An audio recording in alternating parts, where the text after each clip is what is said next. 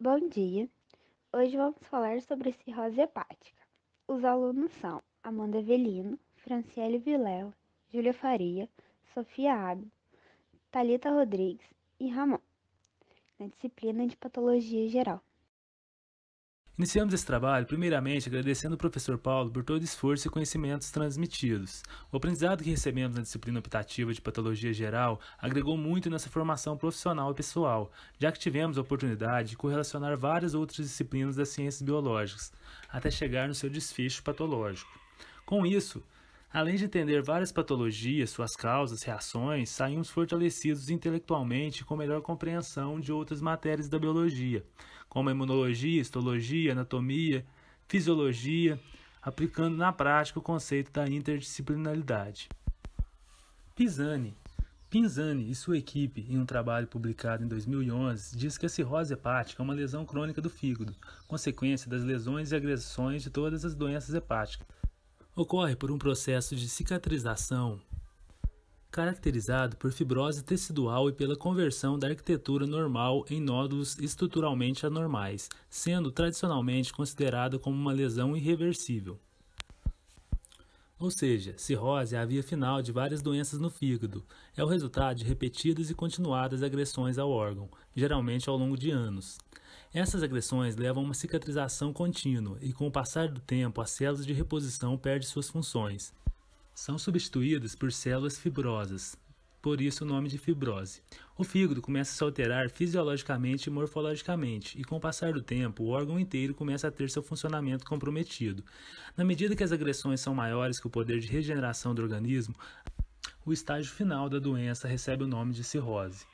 No decorrer da apresentação e do trabalho, veremos a diferença de um tecido normal e com cirrose, o que causa a doença, suas consequências e como tratar.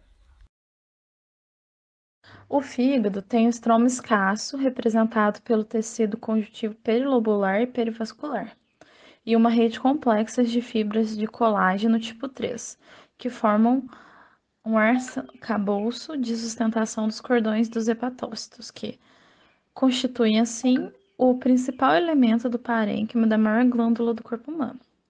O fígado é organizado em vários lóbulos, que possuem formato de hexágonos, onde no meio existe a presença da via centrolobular e nas extremidades a presença do ramo da artéria hepática, da vesícula biliar e da veia porta, formando assim a tríade portal.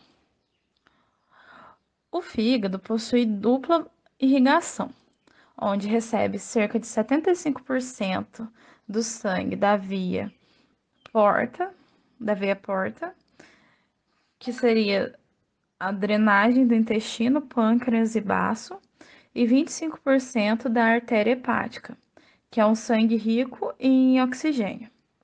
Os sangues se misturam em capilares sinusoides. O transporte é lento e vai passando pelos hepatócitos, que vão fazer a metabolização dos nutrientes. Capilares dilatados, ramificados e irregulares apresentam vários pares e frenestas. São células endoteliais descontínuas que fazem com que o fluxo sanguíneo seja lento para que haja bastante contato com os hepatócitos. Os hepatócitos são organizados em placas rodeadas pelos capilares. Também temos o espaço de Disse, onde são emitidos microvilosidades e células de hilo, que armazenam vitamina A e possuem função de matriz extracelular como colágeno. O fluxo da tríade portal até o centro lobular é chamado de centrípeto. A produção de bile pelos hepatócitos e o fluxo vai ser centrífugo, uma vez que o fluxo sai da via central lobular para a tríade portal, mais especificamente no ducto biliar. Os lóbulos hepáticos são classificados em 3 tipos: lóbulo hepático clássico, que é o que nós falamos agora, no formato hexagonal, com espaço porta e veia central. Depois teremos o lóbulo hepático portal, que é a função de produção da bile, onde vai formar-se um triângulo. E o lóbulo hepático acinehepático, onde a principal função é a vascularização. Bom, agora eu vou falar sobre o tecido com cirrose. Logo de cara, já é visível a diferença entre o órgão normal, saudável, e o fígado cirrótico. A diferença a gente pode observar da coloração, né, que é decorrente já dessas cicatrizes, desses nódulos, que vão estar por toda a extensão do órgão. Histologicamente, a cirrose pode ser definida pela formação de nódulos que resultam em desorganização da arquitetura lobular e vascular do fígado. Mas como que chega nesse estágio? Como que chega na cirrose? Tudo vai começar com uma lesão aguda, que pode ser causada por hepatites virais, doenças alcoólicas ou doenças metabólicas, né? Entre outras. E as células do tecido hepático, né? Quando ocorre essa lesão, elas tendem a se regenerar. Nesse processo, vai haver uma resposta inflamatória. Se essa lesão persistir, a regeneração vai deixar de ocorrer, não vai mais ser possível ocorrer essa regeneração. E as células que morreram, elas vão ser substituídas por tecido fibroso. O início dessa fibrose vai acontecer pelas células estelares perivasculares, que também são chamadas de células de Ito. Em sua forma normal, né, na forma normal, essas células de Ito têm a função de armazenar lipídios. Mas quando há o estímulo inflamatório, elas vão se proliferar, passam a ser contráteis e passam a ser chamadas miofibroblastos. Essas células, elas vão provocar a produção excessiva de matriz extracelular anormal, que vão estar produzindo colágeno, outras glicoproteínas e glicanos. E aqui na imagem, elas são representadas de amarelo, bem aqui no centro. Na primeira imagem do fígado normal, ela está sozinha, né? E na segunda imagem, existe mais de uma. E nós podemos observar que ela está provocando a destruição, a morte dos hepatócitos. Por quê? Porque ela impede, ela impossibilita a troca de substâncias com essa célula, o hepatócito. Esses miofibroblastos também vão contribuir para o aumento da resistência da veia porta e aumento da densidade da matriz normal. Também vai ocorrer aglomeração de tratos fibrosos nas veias hepáticas aferentes e nos ramos aferentes portais venosos, que vai limitar o aporte hepatociário de sangue. Aqui, nessa outra imagem, nós podemos observar como que a fibrose evolui para a cirrose. Na primeira imagem, nós temos a restrição ao espaço portal, o que caracteriza a fibrose em seu estado inicial, F1. Na segunda imagem, a fibrose começa a se conectar entre o espaço portal e outro, né? Ela vai evoluir, vai começar a se conectar entre um espaço portal, que está com fibrose, e o outro. E essa é a fibrose F2. E aqui na terceira imagem, a fibrose F3, é quando ela vai ficar mais densa e começa a formar um nódulo, mas ainda não existe um nódulo. E por fim, a F4, que é quando ela se torna cirrose, a fibrose passa a ser cirrose, está no estágio com característica muito espessa e vai formar o nódulo de regeneração.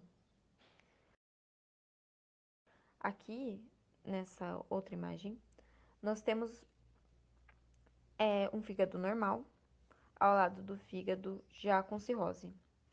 Aqui no fígado com cirrose, nós podemos observar em roxo, né, as bandas fibróticas delimitando um nódulo de regeneração. As consequências serão, entre outras, o fluxo sanguíneo vai ser bloqueado e o fígado vai ser incapaz de exercer suas funções normais.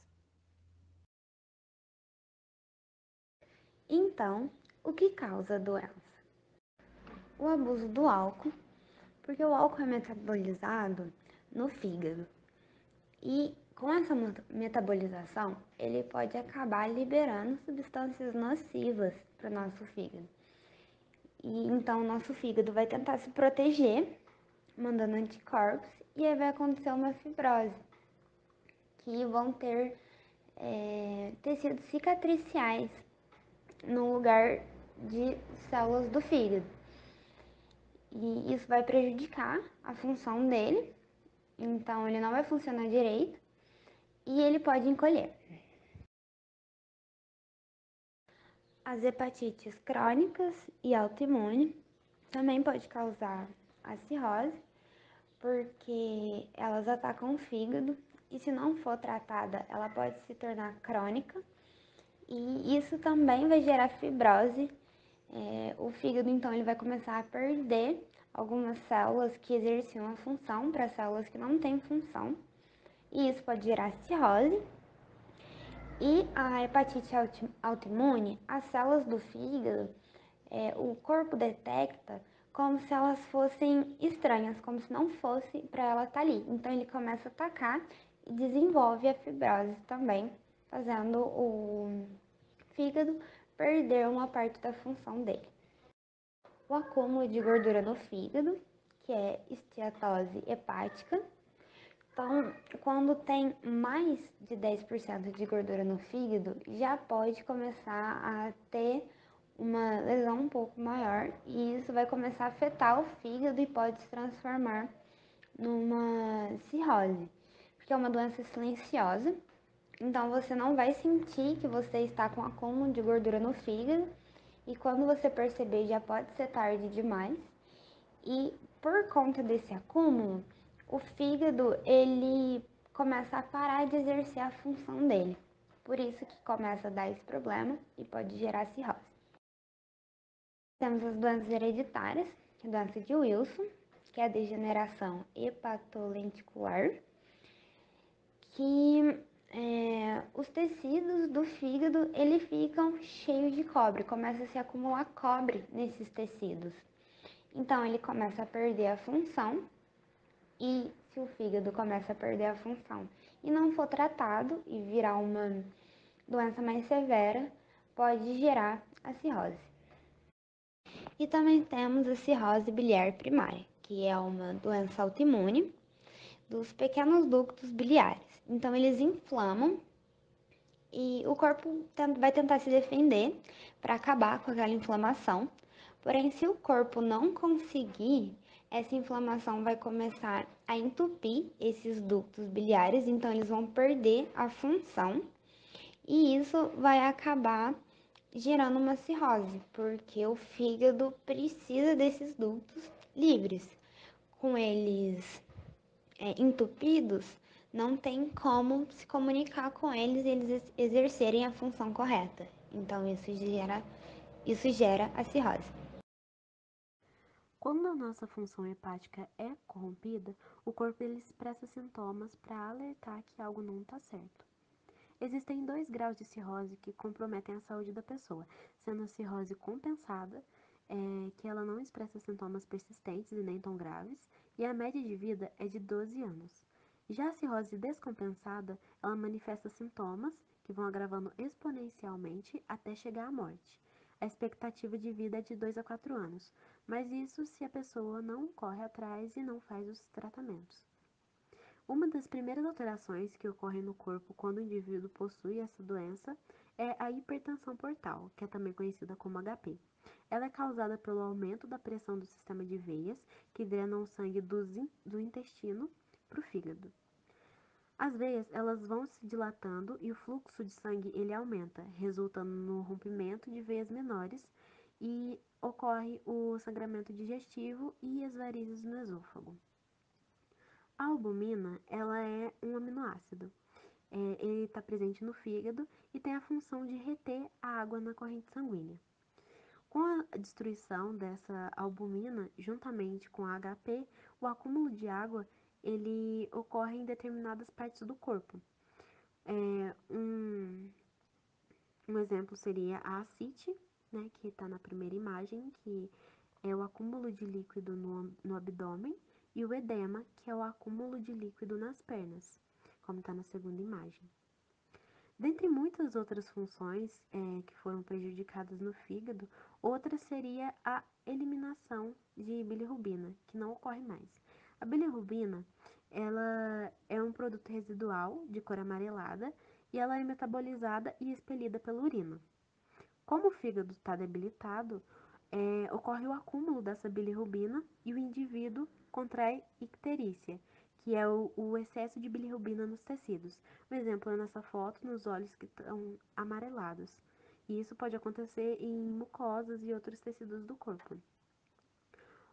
Outra complicação da cirrose é a falta de protrombina, que são proteínas que fazem a síntese, que são destinadas à coagulação.